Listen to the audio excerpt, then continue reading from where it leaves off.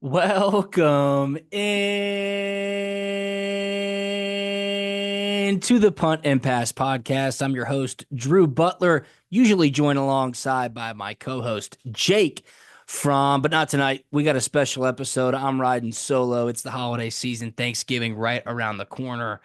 NFL season rocking and rolling for those Detroit Lions. So taking care of business on this Thursday episode. It is week 13 of the college football season. Appreciate you joining us. Appreciate you tuning in all season long. We got some awesome stuff planned for you on Thanksgiving week next week. So we hope you tune in once again, as we know you will. Follow us on social media. We are at Punt and Pass on X and Instagram. I'm at Drew Butler. He's at From Jake. Puntandpass.com, the number one destination for all things college football. This episode of Punt and Pass, as you know, it's a Thursday episode, so it's presented by our awesome partners over at Prize Picks. Download the Prize Picks app, use the promo code PUNT. You get a $50 instant addition into your account when you play your first $5 entry, win or lose. Think about that. Play your first $5 entry after you use the promo code PUNT. You instantly get $50 into your account. Prize Picks is the best daily fantasy sports platform in North America. I'll tell you a little story. They did an amazing Prize Picks World Championship this past Sunday evening in Atlanta. I was invited. It was so sick. There were big time influencers there. Stephen A. Smith was there from ESPN. That was awesome. Drewski, if you're a social media person, the Nelk boys were there. Sugar Sean O'Malley from UFC. Ruby Rose won the whole thing, but my boy Adam Wexler and his whole team put on an incredible event. Honored to be a part of it. Of course, Punt and Pass, the first ever Prize Picks partner in the podcasting space. 6 years now. Absolutely incredible. Show some love. Download the Prize Picks app. Use the promo code PUNT. You instantly receive $50 when you play your first $5 entry. Win or lose, all you do is pick 2 to 6 players. You can do cross-board entries, predict if they will go more or less than their stat projections, and you can win up to 100 times your money. I'm also a big Book It with Trent fan. I'm not sure if you guys know the whole Book It crew over on social media, but Trent is a very entertaining follow on social media. So I got to meet him. It was a lot of fun. So shout out to the entire Prize Picks crew for the entry. I was telling people, because I'm shameless, download the Prize Picks app, use the promo code PUNT. Don't go anywhere else. So this episode of Punt and Pass presented to you by Prize Picks. Yes, it is week 13. Next week is Thanksgiving. It is the penultimate weekend of the regular season in college football. Absolutely crazy to think about that. But the newest rendition of the college football playoff rankings have been released. And yes, there is plenty to talk about. People, I guess I'm getting to the point now where this is going to be the hill that I die on. It used to be poor officiating, and then it was holding people accountable, and now it is the college football playoff committee. So after a pretty interesting weekend of results, and I guess it was a little bit of a confrontational rankings the week prior, some things happened, and then the rankings were released on Tuesday night, and everybody went crazy, myself included. And there's a specific reason why. Some things make a lot of sense and other things not so much. Alabama beat Mercer 52-7. Mercer College in Macon. For all of us who live in the state of Georgia, you may be surprised that Mercer has a football program. They certainly do. They went to Tuscaloosa. They got their business handed to them, as you might expect. Alabama moved up 3 spots in the college football playoff rankings by beating Mercer 52-7. And Georgia, who played a top 10 Tennessee team, moved up 2 rankings. It makes no sense. It absolutely makes no sense, lest we forget about Texas, who beat Arkansas by 10 points and stayed put at number 3. Now, the most frustrating thing about the college football playoff committee, as I've been saying week in and week out, is the lack of transparency. So when you watch the rankings release show on Tuesday night, which again is a produced television show meant to entertain, let's not forget that. Ward Manuel, the sitting athletic director at the University of Michigan, who is now the executive chairman or the chairman, however you want to describe him, of the College Football Playoff Committee. He has to go on this show, answer questions from ESPN's Reese Davis, who are just learning about these new rankings as to why and how they came to the conclusion on these rankings. Georgia beat Texas. Why is Texas still ranked at number 3? Why is Georgia not moving up more after beating a top 10 team? Why is Alabama moving up 3 spots after beating Mercer? Why is Notre Dame moving up 2 spots? Yes, the teams in front of them lost. Tennessee lost in front of them. Miami had lost the week before. Ole Miss beat Georgia 2 weeks ago. They were on a bye week. It almost seems like they got penalized because they didn't play a week ago. It's just crazy to think about how they could come to these conclusions when you look at the entirety of the top 12. And maybe more so, the most confusing thing is the reason why we'll get to second down in a second. Expansion only leads to more expansion. Folks, we're going to 16 teams in 2 years. Don't even think twice about it. When they start the ranking show by saying, hey, here's how the rankings work. Here's how the seedings work. There's only 4 teams that get buys. Those 4 teams are the top ranked conference champs. They're moving to 16 in a very short order to get rid of some of that confusion. There's no doubt about it. We need transparency, just a little bit of transparency. Now, I said broadcast the committee meetings. I've been on this hill. I will die on this hill. Now I'm kind of backing down and I'm saying just release some minutes, redact the names, literally have somebody transcribe the conversations, take the names out, call them committee member number 1, committee member number 2, committee member number 3, and at least let us know what they are talking about inside the meetings. Because when I read and hear what Ward Manuel said when he was pointedly asked, how is Texas 3? Why is Georgia 10? Georgia beat Texas at Texas.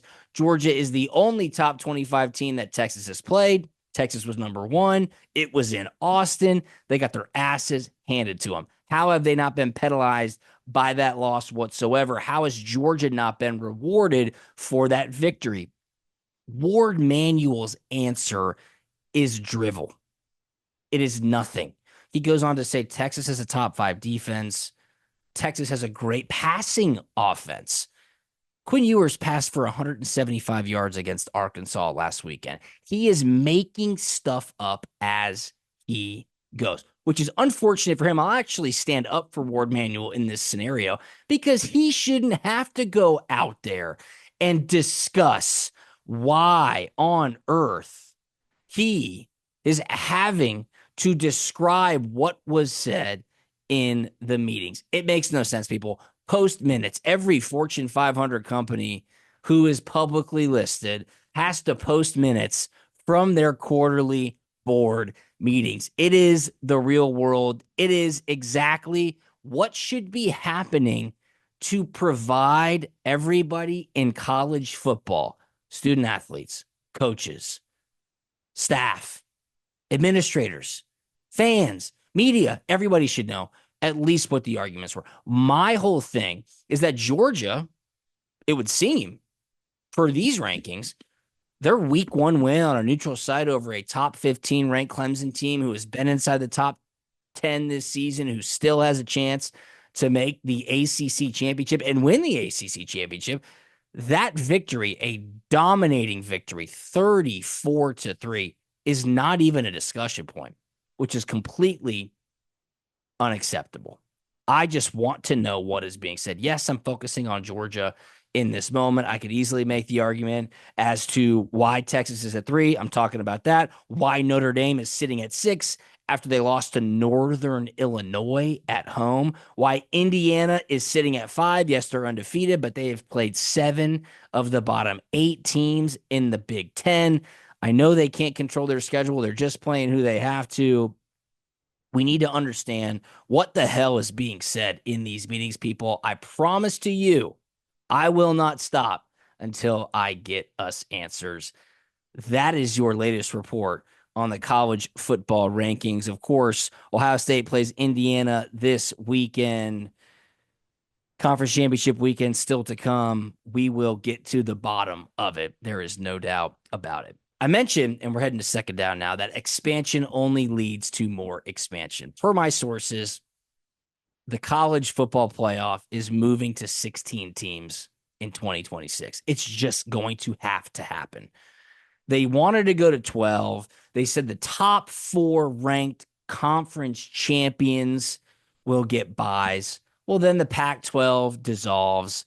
It's so confusing at this point, especially with BYU potentially being ranked behind Boise State being a group of 5, but they're a conference champ, so they could get in as the top 4 seed and get a bye week. Fans can't follow it. Media can't describe it. It's too confusing for everybody involved. That plan is completely backfired. Expansion only leads to more expansion. If it's not 16, it will be 14. They will give, and that's why I think it will be 16, the conference champions a bye week. The reason they will do that is because they need to incentivize teams to want to play in their conference championship in this new day and age of an expanded playoff.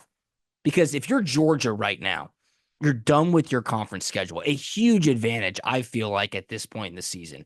UMass coming up this weekend, a gigantic game against Georgia Tech, your in-state rival, the Friday night after Thanksgiving. You get to sit back, take care of your business, and watch everybody else beat up on each other. There's an outside chance Georgia could find themselves into the conference championship. And yes, of course, you would want to play in and win your conference championship. But if there is a scenario in which you can make it to your conference championship and then be penalized for losing your conference championship and not playing the college football playoff, to me, the bigger goal would be to win a national championship. The bigger goal would be to play for a national championship. So I had some people chirping at me on social media after our Monday podcast when Jake Fromm and I both said, hey, it's the reality of the situation now. You don't have to play in your conference championship. It might be advantageous not to play in your conference championship, especially if you get a home playoff game. It's just the reality of the situation, people. I hate to say it, but that is what the overlords of college football have presented to us in this day and age. Greg Sankey, SEC commissioner, went on the Paul Feinbaum show last week, people, and he said with a straight face, playing in your conference championship game is only advantageous, as if he forgot what happened to Georgia a season ago. An unprecedented win streak in the history of the game of college football, back-to-back defending national champions.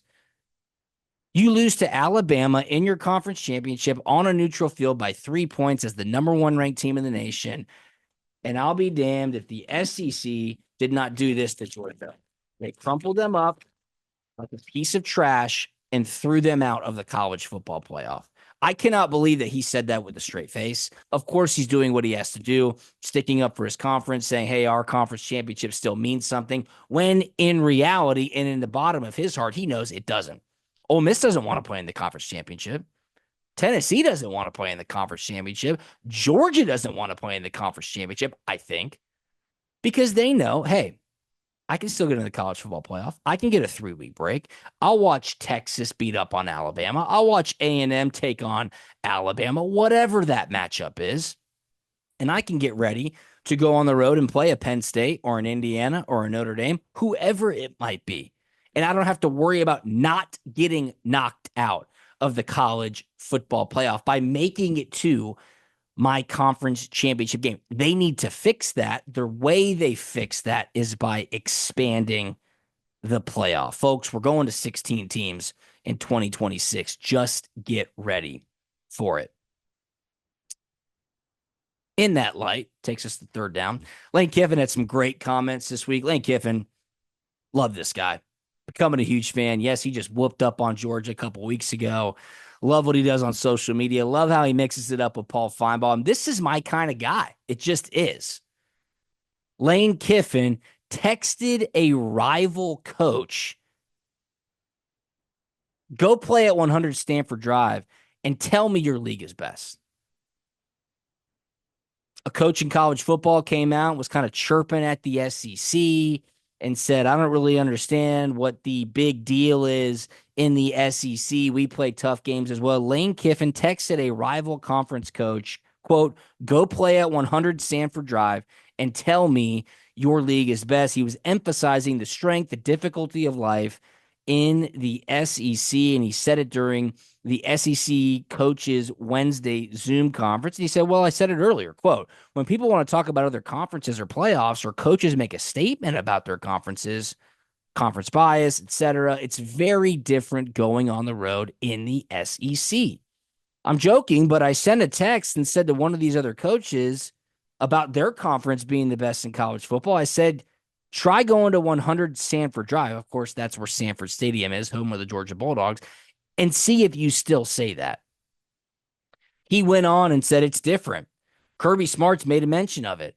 I'm not saying that because I'm here. It's not rocket science. When you watch football on TV, you understand it's different on the road in the SEC. I was at the game Saturday night. Incredible atmosphere, loud as hell. Holly Rowe has come out on ESPN saying it was the best atmosphere she's been at all season long. It's just tough. Top talent, loud fans, tons of hype. There's a reason why the majority of national champions in college football over the past 10 years have come from the SEC. Kiffin said, I watch football in other conferences. The SEC is different. Playing in an SEC environment is different than a lot of guys play. It's hard to go on road in this conference, which always has the most NFL players and win. It's very much like the NFL playing in the SEC. So I really like that. He then goes on to say, would not expect SEC coaches to want to add another game. No, why would you? Why would you when already you're looking at a scenario where you could make it to your conference championship, lose that game, and get knocked out of the college football playoff? I think SEC coaches band together and essentially say, we agree not to go to a 9-game conference schedule. It makes the most sense. They want to protect their own interests. I do not disagree with them in that regard, but shout out to Lane Kiffin for chirping a rival conference coach saying, you think yours is hard? Come on down here, step inside the ring. Kirby Smart said so after the game against Tennessee. He said, I dare anybody on the college football committee, college football playoff committee, to come on into the SEC, play some of these road games, and see if you think it's easy as you assume it to be. And I'll add one more thing on that. It's an interesting trend that I've seen happening, and I don't blame them one bit because they learned the hard way a year ago. Last week, there was a ton of media around the Georgia-Tennessee game. College Game Day was in town. SEC Nation was in town. SiriusXM Radio was in town. I mean, every single broadcast group around the game of college football was in Athens. So Georgia took it upon themselves to really advocate for their case to be a college football playoff team. I mean, this is Thursday and Friday before the Tennessee game, talking about how tough their schedule has been, talking about how many away, road, ranked conference night games they had played, talking about the wins that they had: neutral site Clemson, at Texas, valiant effort against Alabama, right? Beating Kentucky by 1 point. Not sure they brought that one up. Florida on a neutral site. Florida looks pretty good right now. Yes, of course, they got their ass kicked at Ole Miss. But you had administrators, you had university presidents, you had coaches advocating for their team prior to the game. Georgia goes on, takes care of business, wins in convincing fashion against a top 10 Tennessee team. And then after the game, continuing to advocate for themselves in public, putting the committee on the spot. I dare the committee to come down here. I want to know what the committee's consistency is when it comes to making these rankings. I want to know what the deliberations and the discussions are. They are pressing the committee because a year ago, they didn't do that as much, and they learned the hard way. The committee crumpled them up like a piece of trash, threw them out. Number 1 ranked team, back-to-back defending national champs, unprecedented winning streak in the history of the game of college football. Lose your conference championship by 3 points on a neutral site. They threw you out in the trash and said you're not allowed into our college football playoff invitational. So I don't blame those coaches one bit. Don't blame the administrators. I'll help them out. in a certain case if it makes sense. But that is the situation of college football at this point. The committee has told everybody to prove to them why they deserve to be ranked where they are ranked. So that kind of wraps up third down. It's a long bow on the Lane Kiffin quote in which he sent a text message to a rival conference coach. Good on him. I will get Lane Kiffin on this podcast one day. I promise you that. That does it for 3 Down. Before we get to Inside the Five, this episode of Punt and Pass presented to you by our awesome partners over at Prize Picks. That's right. Download the Prize Picks app. Use the promo code PUNT. You instantly receive $50 when you play your first $5 entry, win or lose. I won my Prize Picks entry a week ago. That's right. The Punt and Pass Prize Picks entry of the week is back, and it is rocking. And we're going for 2 in a row. I've got a 2-pick entry right here that will hit without question. I'm going back to the well. My dog, Shedeur Sanders. This guy throws touchdown passes. Simple as that. He's playing in Arrowhead Stadium this weekend. Don't know if you knew this. Colorado against Kansas inside the Kansas City Chiefs Stadium. Shedeur Sanders more than 1.5 passing touchdowns against the Kansas Jayhawks. That will 100% happen. First leg of my Prize Picks entry this week, Shedeur Sanders, Colorado quarterback, more than 1.5 passing touchdowns. And Jalen Milroe, Alabama on the road at Oklahoma this weekend in Norman. In big games, Jalen Milroe runs the football. Jalen Milroe, more than 47.5 rushing yards at Oklahoma. Jalen Milroe, Alabama quarterback, one of the best running backs in the country, more than 47.5 rushing yards against Oklahoma. $20 to win $40. That is your Punt and Pass Prize Picks entry of the week. Going for 2 in a row. Shedeur Sanders, Colorado quarterback, more than 1.5 passing touchdowns. Jalen Milroe, Alabama quarterback, more than 47.5 rushing yards. Download the Prize Picks app. Use the promo code PUNT.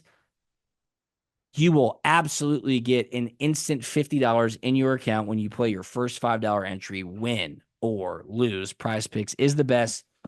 Stay tuned. Picks giving coming up next week. Tons of promos coming at you from the Prize Picks team. So always shout out Prize Picks. Download the Prize Picks app. Use the promo code PUNT. All right, let's go inside the 5. We'll kind of go rapid fire here. I'll give you my quick thoughts. We'll start with the Georgia game. I usually don't add in Georgia games to inside the 5 when they're playing an opponent like UMass, but I've got a thought here. UMass at number 10, Georgia, 12:45 p.m. Eastern kick on SEC Network. Georgia is a 42-point favorite. The total is 55.5 points. Historically, when the point spread gets above 24 points, Kirby Smart does not tend to cover. He just kind of takes the gas off, rotates a bunch of guys in, starts running the football. This weekend will be different. Here's why. He saw Alabama beat Mercer 52-7. He saw Alabama move up 3 spots in the college football playoff. He is getting direct orders from the College Football Playoff Committee to run it up, post a score. Do something crazy. Georgia minus 42. I'm going out on a flyer here. I'm saying the Dogs take care of business in a big, big way. That's my first pick. Dogs minus 42. He's got to, man. You got to make a statement if you want to host a home college football playoff game. Next game, a top 5 matchup in the Big Ten. Number 5, Indiana at number 2, Ohio State. Noon kickoff on Fox. Ohio State, a 13.5-point favorite. This total, 51.5. Keep in mind, folks, Indiana, undefeated. Indiana, I think their average point differential was above 32 points a game. They are 8-2 against the spread on the season. They are smoking teams. Yes, they've played nobody. But Ohio State against comparable defenses to Indiana, like a Nebraska or a Penn State, they've only averaged 20.5 points per game against those two teams. Indiana is off a bye as well. They have a rest advantage. Ohio State has won 29 straight games against Indiana. However, the Hoosiers are 9-4 against the spread in the series since 2011. I just think this is too many points. I really do. 13 and a half. I think Curtis Rourke, who's an outside Heisman favorite, Indiana's quarterback, can keep this game close. I've watched a lot of Ohio State for one reason or another the past couple of weeks. Don't see them as world beaters. Give me 13 and a half points with Indiana. I have an amazing statistic for you right here, though, too. The last top 5 ranked, undefeated, double-digit underdog to win outright. I'm going to repeat it again. Stay with me. The last top 5 ranked team who is undefeated, that is a double-digit underdog to win the game. Auburn versus Alabama, kick 6, 2014. I had to go back and check. Alabama was number 1. Auburn was ranked number 4. Auburn was undefeated. Auburn was a double-digit underdog, and they won that game on the kick 6. So that is your stat of the week when you're at the tailgate, when you're with your boys on the golf course, when your wife is saying, tell me something interesting, tell her the last top 5 ranked undefeated double-digit underdog that was an outright winner was Auburn against Alabama, kick 6 in 2014. Don't ever say it didn't give you anything. All right, next game. I like Indiana there, plus 13 and a half. 9th-ranked Ole Miss coming off a bye in the Swamp at Florida, noon kick on ABC. Ole Miss a 10.5-point favorite. A little upsetting this game is at noon. I'm sure Ole Miss loves that. Night game, this one really kind of gets into the magnifying glass as to what kind of funky stuff can happen. Florida, of course, coming off a big win against LSU last week. The Gators have new life late in the season behind great play from freshman quarterback DJ Lagway. Ole Miss, however, coming off a bye, they're in great position to make the college football playoff. Of course, their last game, they smoked Georgia. Not so fast, though. Florida 3-0 straight up and against the spread in the last 3 home games in the Swamp. Lane Kiffin 12-4-1 against the spread as a road favorite since 2019. Ole Miss wide receiver Trey Harris expected to be back this weekend. Here's a good stat for you as well. The 2 teams Ole Miss has lost to this season, Kentucky and LSU. Florida has beaten both of them by double digits. Little transitive property there. Last time a top 10 Ole Miss team came in and played in the Swamp, Florida won 38-10. You know where I'm going. Give me Florida plus 10 points. How about this game? Battle of the Independents. Well, Army, not so much an independent anymore. They are in the American Athletic Conference. 19th ranked Army, undefeated Army versus 6th ranked Notre Dame. 7 p.m. kickoff on NBC. This game is being played at Yankee Stadium in the Bronx. Notre Dame, a 15-point favorite. That really surprised me. Notre Dame's won 15 straight against Army. Again, this game, neutral site, Yankee Stadium in the Bronx.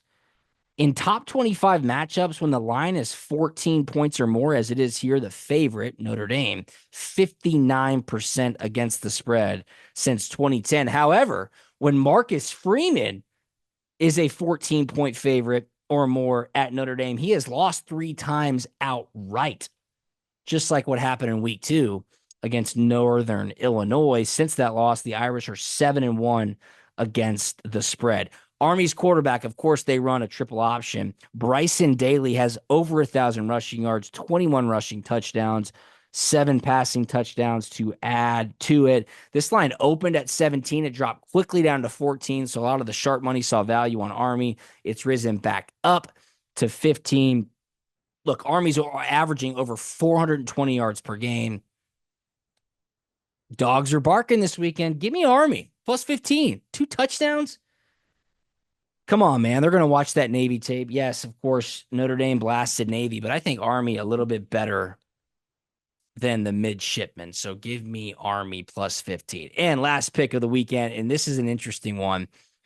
15th ranked Texas A&M on the road at Jordan-Hare on the Plains against Auburn. 7:30 p.m. kick on ESPN. So a night game on the Plains. A&M is only a 2.5-point favorite. Sound the alarms. Ring the sirens. Why is A&M only a 2.5 point favorite? That shocked me when I saw it. Auburn's 1-5 in conference play. They're a better team than a 1-5 team in the SEC. This to me seems like the game of the weekend that throws a wrinkle in everything. I think Auburn has a live chance to win this football game outright against Texas A&M. Mike Elko, earlier in the week, when asked, hey, is this a trap game? Are you guys already thinking about Texas? Could you possibly be overlooking Auburn? Mike Elko said, no, our only focus this week is Texas. I mean, Auburn. Auburn plus 2.5. Give me Auburn plus 2.5. Give me Auburn plus 2.5. Auburn can win this football game. And if Texas A&M loses this football game and then turns around and beats Texas next week, things get crazy when you talk about an SEC championship matchup. That's why I'm picking it. Just a pure chaos play. That's the last pick of Inside the Five. Auburn wins at home in primetime against 15th ranked Texas A&M. All right. I think we said it all. We did it all. That's a fact. Hope you like my Inside the Five picks. Dogs minus 42, Indiana plus 13.5, Florida plus 10.5, Army plus 15, Auburn plus 2.5. Dogs are barking this weekend. It's the penultimate weekend of the regular season of college football. A little upsetting, but to make things better, Thanksgiving is next week. That is my favorite holiday of the year. I absolutely love it. We got some special stuff planned for you on Thanksgiving week. Jake Fromm will be back on Monday. Spencer Ray, our producer extraordinaire, really appreciate him as well. Be sure to follow us on social media. We are at Punt and Pass on Twitter and Instagram. I'm at Drew Butler. He's at FromJakePuntandPass.com. Download the Prize Picks app. Use the promo code PUNT, P-U-N-T, PUNT. You instantly receive $50 when you play your first $5 entry. Prize Picks is the best. Shout out to them. Heads up, Picks Giving coming up next week. So get everybody onto Prize Picks. Tell them to use the promo code PUNT as well. It is always much appreciated. Thank you so much for listening. Thank you for telling everybody to tune in to Punt and Pass as well. Have an awesome weekend, everybody, and we will talk to you on Monday. See ya.